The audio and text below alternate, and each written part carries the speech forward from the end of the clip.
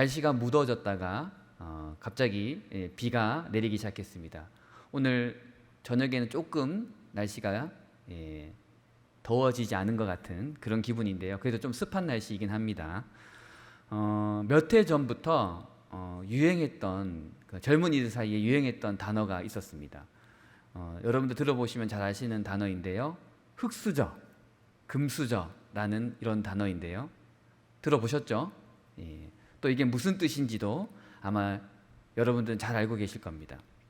그런데 저는 이런 단어를 사용하는 이유가 무엇일까라고 생각해 봤는데, 아마도 이 젊은이들이 이 단어를 쓰는 이유가 난 세상에서 가장 슬픈 사람입니다 라는 것을 말하는 의미가 아닐까, 이런 생각을 하게 됩니다.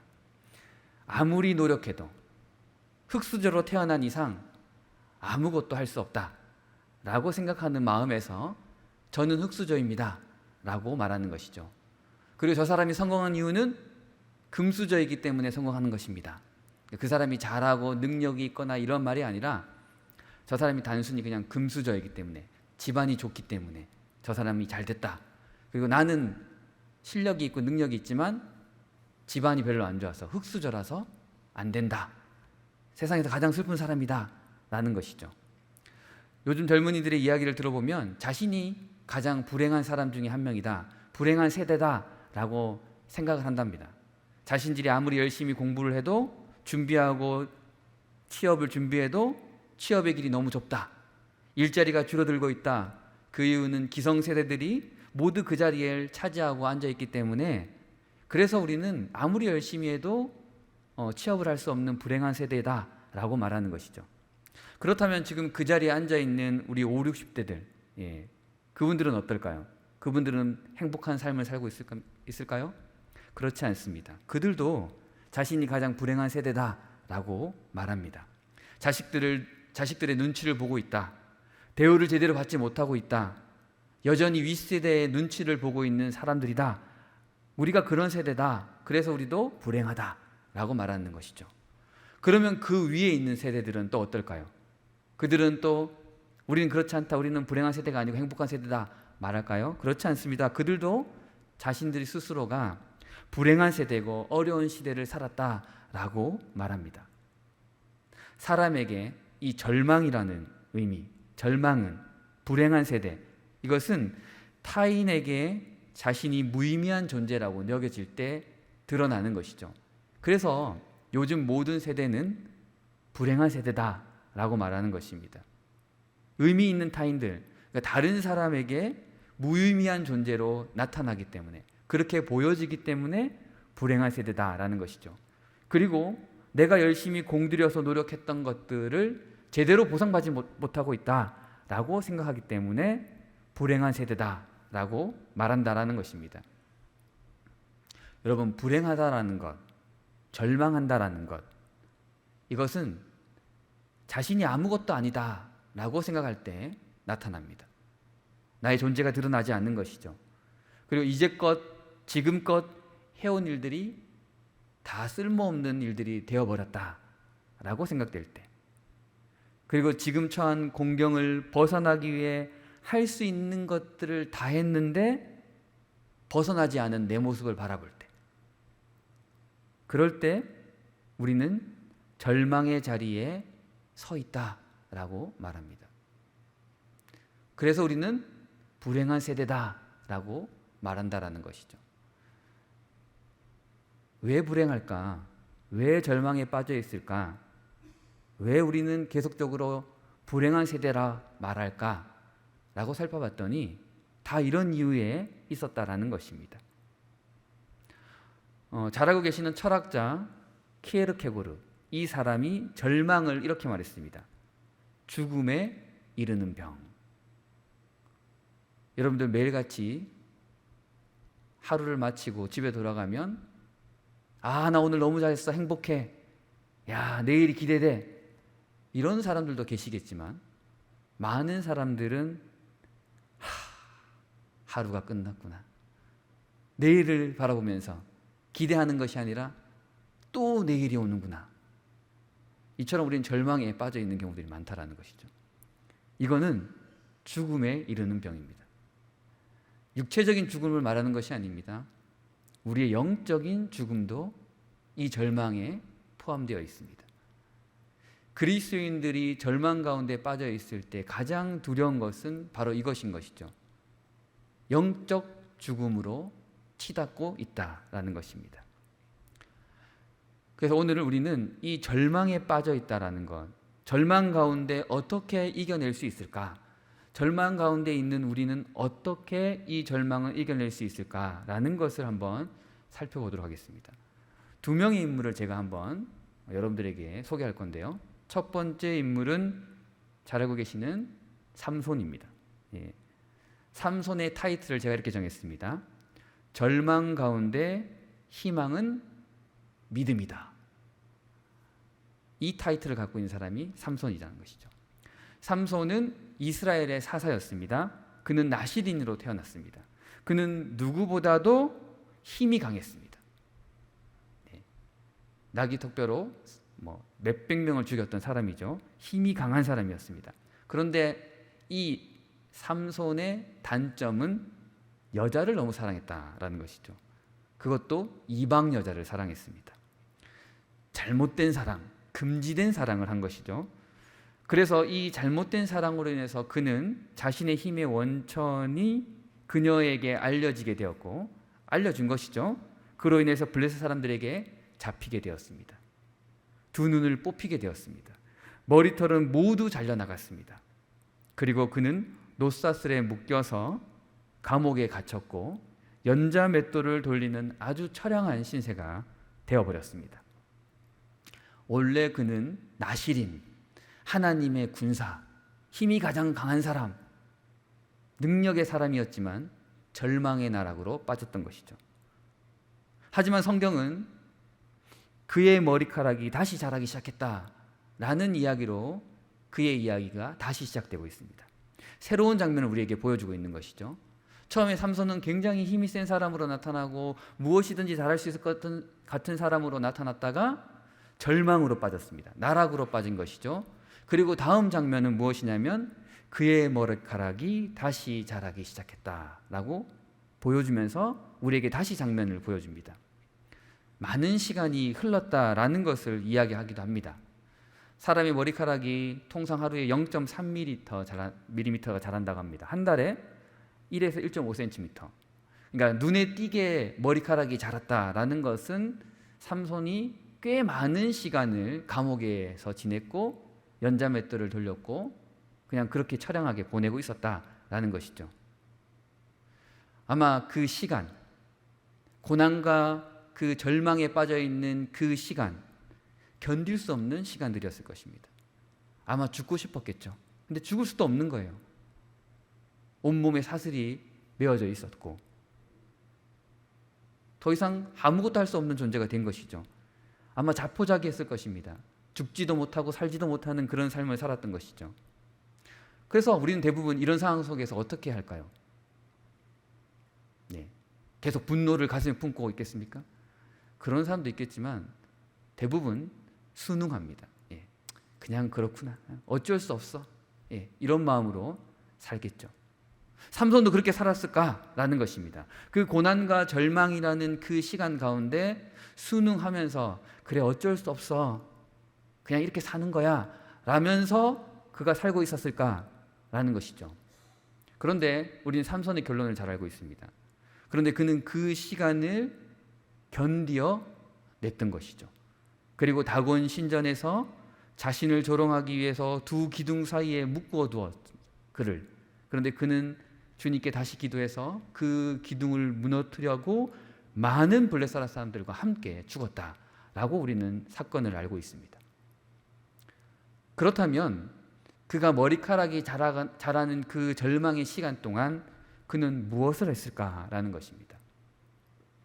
여러분들은 절망의 시간 동안 순응하면서 그냥 그럴 수밖에 없어 라고 말하면서 살고 있는가?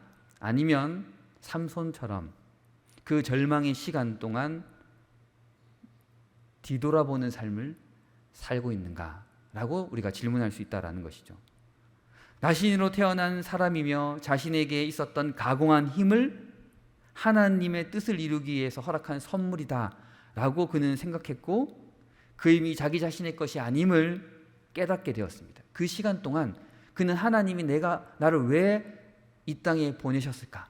나를 보내신 이유가 무엇일까? 라고 깊이 있게 묵상했던 것이죠. 그리고 모든 것을 다 내려놓고 다시 뒤돌아보게 된 그는 자신의 존재의 가치를 알게 됐던 것입니다. 아, 나는 이렇게 끝낼 삶이 아니야. 하나님께서 나를 이 땅에 보내신 이유가 분명히 있을 거야. 지금은 절망 가운데 빠져 있고 나의 실수로 이렇게 되어 있지만 하나님께서 분명히 이 땅에 보내신 이유가 있을 것이다 라고 그는 깨닫게 된 것입니다. 절망의 끝에 모든 것을 포기하고 자포자기해서 그냥 자포자기한 삶을 산 것이 아니라 절망의 끝에 모든 것을 회복하시는 하나님이 계시다라는 것을 그는 깨닫게 된 것입니다. 하나님은 그냥 두시지 않으신다. 절망 가운데 헤매고 있는 내가 자포자기하지 않기만 한다면 하나님은 그냥 두시지 않으신다. 그 절망을 돌파해 주실 것이다. 그 절망 가운데 함께해 주실 것이다 라는 그 믿음이 그 삼손이 절망 가운데서 이겨낼 수 있었던 이유였다라는 것이죠. 그래서 오늘 우리가 지금 난 절망 가운데 있습니다. 아니, 우리 절망 가운데 포기하고 있습니다. 그냥 이것이 내 삶이에요 라고 말하는 것이 아니라 절망의 끝에 서 있지만 주님께서 나를 이 땅에 보내신 이유가 분명히 있고 그것은 바로 내가 믿음 안에 다시 되찾는 것이다 라는 그 믿음만 우리에게 주어진다면 그리스도인의 절망은 바로 하나님을 더 깊이 있게 만날 수 있는 시간이 된다라는 것이죠. 우리에게 절망은 나를 넘어지게 하는 것, 그것이 끝나는 것이 아니라 넘어졌지만 다시 하나님을 더 깊이 있게 만날 수 있는 시간으로 바꿀 수 있다라는 것입니다. 내가 지금 절망 자리에 있다면 그것은 바로 하나님의 음성을 듣는 시간입니다. 그리고 하나님께서 나를 사랑하심을 더욱 깊이 있게 알게 되는 시간이다라는 것이죠. 삼손을 통해서 우린 절망 가운데 하나님의 음성을 들어야 한다는 것이죠. 하나님의 그 깊은 뜻을 믿음으로 알게 된다라는 것입니다. 두 번째, 절망의 모습 속에 빠져 있는 사람이 또 있습니다. 우리가 너무나 잘 알고 있는 욥이라는 인물이죠. 욥은 절망했던 이유가 있습니다. 욥의 절망은 우리가 너무 잘 알고 있습니다. 가족도 잃고요, 자녀도 잃고요, 그 다음에 재산도 다 잃었습니다. 그리고 어떻게 됩니까? 나병까지 걸리는 것이죠. 동방에 그 많은 의인이 없다라고 성경은 말했지만 그러나 그는 절망의 자리로 내몰리게 되었습니다. 사단의 그 방법 때문에 하나님이 허락하셔서 뭐 그렇던 이유가 있습니다. 아무튼 자신이 가진 모든 것을 다 잃어버리고 그는 절망에 빠져 있었지만 그는 말했습니다. 주신 분도 하나님이시고 취하신 분도 하나님이시기에 그래도 괜찮다. 그는 그렇게 말했습니다. 그러나 그가 깊이 있게 절망에 빠진 이유는 이 빼앗긴 것, 없어진 것 때문이 사실은 아니다라는 것이죠. 그가 진짜 절망에 빠진 이유는 자신을 위로하겠다고 찾아왔던 이 세 명의 친구 때문이다라고 저는 생각합니다. 욥으로 하여금 사는 게 역겹고 지겨울 정도로 깊은 절망에 빠지게 한 이유, 진짜 이유는 다름이 아니라 위로를 빙자하여서 남의 아픈 상처를 소금을 뿌려대는 이 친구들 때문이었습니다. 자식을 잃고 재산을 잃고 건강을 잃고 그렇게 고통 가운데 절망의 벼랑 끝에 놓여져 있는 사람, 그렇지만 이겨내보려고 노력하는 사람이 있는데 그 사람에게 더 깊은 절망에 빠져버리게 하는 것은 뭐냐면 주변에 믿는 사람이라고, 친하다고, 친구다고 라고 말하면서 그 사람의 그 상처를 더 긁어대는 사람들 때문에 사실은 더 깊이 있는 절망으로 빠져버릴 수밖에 없다라는 것이죠. 친구들은 마치 자기네가 하나님의 대변인인 것처럼 말했지만 정죄하고 심판하였습니다. 그래서 욥은 절망에 빠질 수밖에 없었던 것이죠. 이런 욥이 희망으로 바뀌었던 이유, 절망에 빠져 있었던 욥이 희망으로 바뀔 수 있었던 것은 바로 하나님께서 그에게 말씀하셨습니다. 뭐라고 말씀하셨냐면, 네가 이 세상의 모든 이치를 알고 있는가? 네가 자꾸 자신의 무죄함을 항변하는 것은 결과론적으로 하나님을 심판하는 것이 될 수 있다라는 하나님의 그 음성이었다라는 것이죠. 이 말은 뭐냐면, 역사의 긴 안목으로 볼 눈도 없는 우리가, 선하고 무엇이 악한지 판단할 수 없는 우리가 감히 하나님의 그 뜻을 판단하려고 했다라는 것이 문제였다라는 것입니다. 그는 하나님 말씀 가운데 자신이 너무나도 어리석고 어리석었다라는 사실을 알게 되었고 회개했습니다.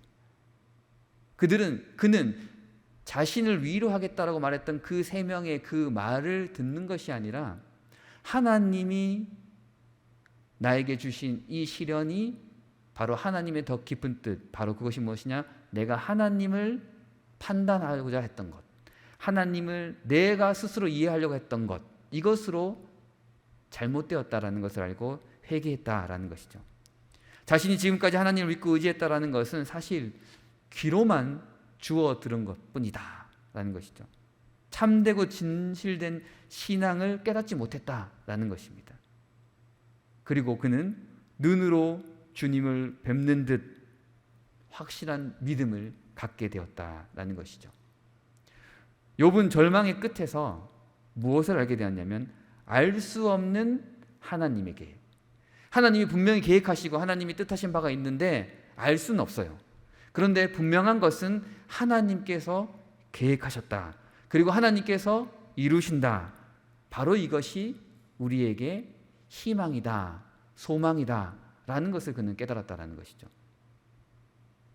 우리는 왜 절망하느냐?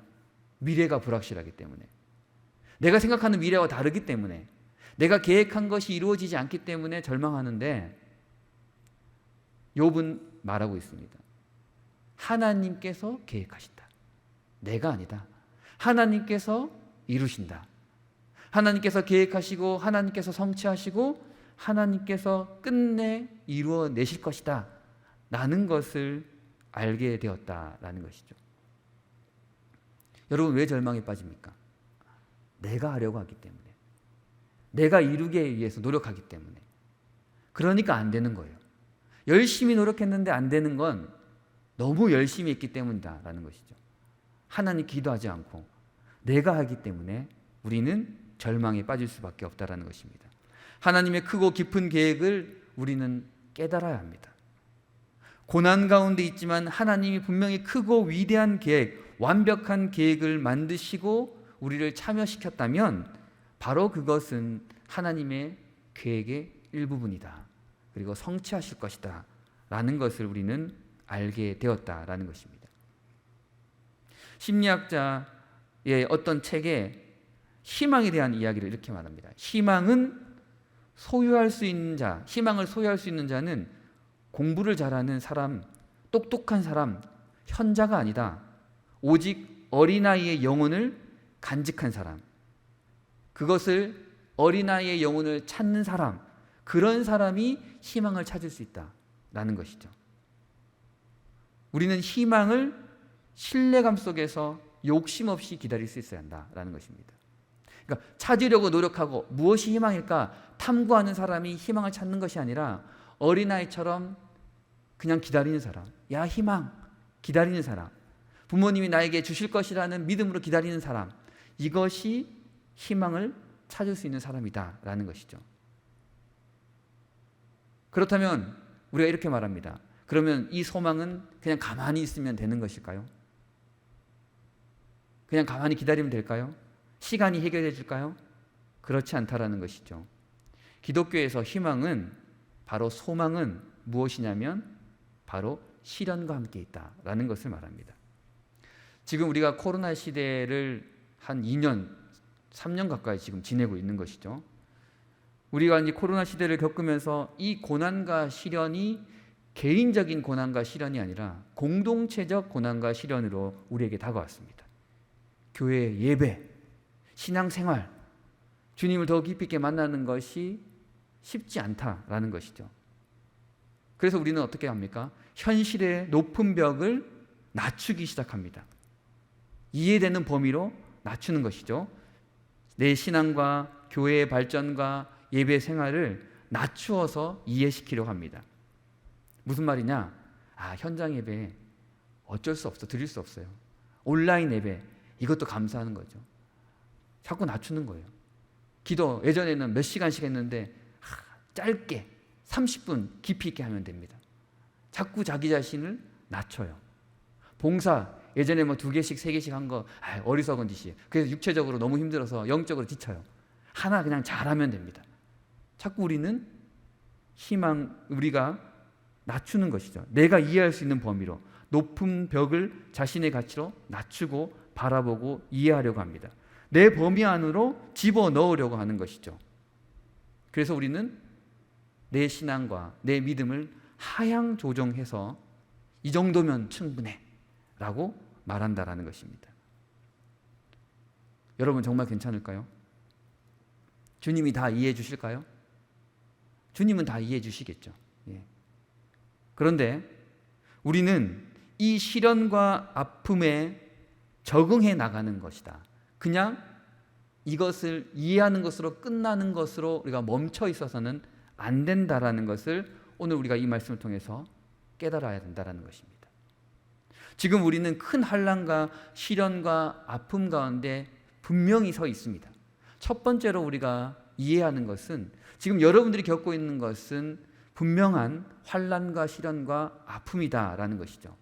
예배 생활 제대로 하지 못하는 것, 현장에 나오지 못하는 것, 기도의 시간을 제대로 채우지 못하는 것, 주님의 말씀 앞에 더 성전 앞에 서 있지 못하는 것, 봉사하지 못하는 것, 다 시련과 고난과 아픔이다라는 것이죠. 분명한 사실입니다. 괜찮아가 아니라 지금 우리는 아프고 있다라는 것입니다. 주님의 성전 앞에 나와 예배드리지 못하고 십자가 앞에 엎드려 기도하지 못하는 것, 이것은 분명과 우리 앞에 환난과 시련이다라는 것이죠. 괜찮다라고 말해서는 안 된다라는 것입니다. 왜 그러냐면 오늘 읽은 로마서의 말씀에 사도 바울은 우리가 환난 중에 즐거워해야 한다. 즐거워할 수 있는 것은 바로 우리에게 소망이 있기 때문이다라는 것이죠. 믿는 자의 환난과 아픔과 시련은 소망이 그 끝에 있기 때문에 괜찮다라는 것입니다. 이해된다 이게 아니라 그 끝에 소망이 있기 때문에 괜찮다라는 것입니다. 그냥 멈춰 있는 것이 아닙니다. 이겨내고 극복해 나가고 눈물로 기도하면서 더 예배 자리에 나오기에 노력해야만 그래야지만 그 끝을 향해 달려갈 수 있다라는 것이죠. 즉 소망은 절대 그냥 오지 않습니다. 그냥 가만히 시련과 환난을 그냥 이해하고 그래 괜찮아 받아들이고 그럴 수 있어 이것으로 소망이 우리에게 오는 것이 아니라 이겨내고 극복하려고 노력하고 눈물로 기도해야지만 소망을 향해 달려갈 수 있다라는 것입니다. 환난 가운데 인내하며 자신의 것을 내려놓고 자신의 삶을 내려놓고 연단하고 살을 깎고 그리고 죽어야지만 비로소 소망에 이른다라고 오늘 로마서 말씀은 분명히 말하고 있습니다. 오늘 이 시간 우리는 지금 환난 가운데 있습니다. 고난 가운데 있습니다. 여러분 먼저 고백하셔야 됩니다. 내 이웃이 내 사랑하는 가족이 예배 자리에 나지 못하는 것, 기도하지 못하는 것, 지금 성령 금요 집회 우리가 지금 이 뜨겁게 열정적으로 기도하는 이 시간에 자리가 비어 있는 것, 이건 지금 고난과 환난과 시련이야. 우리가 지금 이걸 겪고 있어. 라고 먼저 우리는 고백해야 합니다. 괜찮아. 그럴 수 있어. 기도 집에서 할 수 있는 거지 뭐. 1시간 깊이 있게 기도하면 뭐 괜찮지. 현장 예배 아니라 온라인 예배 드려도 괜찮지. 여러분 고난과 시련과 아픔이 우리에게 지금 있다라는 것을 우리가 알지 못하면 극복할 수 없다라는 것입니다. 우리 먼저 고백해야 합니다. 지금 우리는 환난 가운데 있어. 하지만 우리는 즐거워할 수 있어. 왜냐? 주님께서 우리와 함께 이 고난과 시련 가운데 우리를 연단하셔서 소망의 길로 나아가게 하시기 때문입니다. 나의 신앙에 우리는 다시 소망을 품어야 합니다. 나의 교회에 다시 소망을 우리는 품어야 합니다. 우리가 주로 고백한 주님, 그 주님은 전능하신 하나님입니다. 그분이 여러분들과 동행하시는 것이죠. 그런데 고난과 시련과 아픔이 우리에게 없다, 괜찮다라고 말하는 그 순간 사실 우리는 하나님이 필요 없습니다. 왜냐? 내가 다 할 수 있으니까. 안 힘드니까. 괜찮으니까. 어쩔 수 없으니까. 이해되니까. 그럼 여러분 하나님 찾겠습니까? 아니죠. 지금 우리는 분명히 고난과 시련과 아픔 가운데 있다라는 것입니다. 그래서 우리는 눈물로 기도해야 합니다. 이 시간 전능하신 하나님을 붙잡아야 합니다. 주님, 지금 우리는 고난 가운데 있습니다. 주님, 우리는 지금 시련 가운데 있습니다. 주님이 저를 붙잡고 끌고 가지 않으시면 우리는 넘어질 수밖에 없습니다. 라고 부르짖어야 한다는 것입니다. 괜찮습니다. 이해됩니다. 이해할 수 있습니다. 그러면 우리는 멈춰있는 자가 되는 것이죠. 오늘 우리는 뜨겁게 기도해야 합니다. 전능하신 하나님, 이 자리에 오시옵소서. 우리의 아픔과 우리의 시련과 우리의 그 고난을 주님 좀 봐주십시오. 너무 힘듭니다. 너무 아픕니다. 그래서 주님이 필요합니다. 그래서 주님을 부르짖습니다. 그럴 때 주님이 여러분들의 손을 잡고 내가 너와 함께 소망의 길로 나아가겠다. 그 음성을 듣는 여러분 되기를 간절히 소망합니다.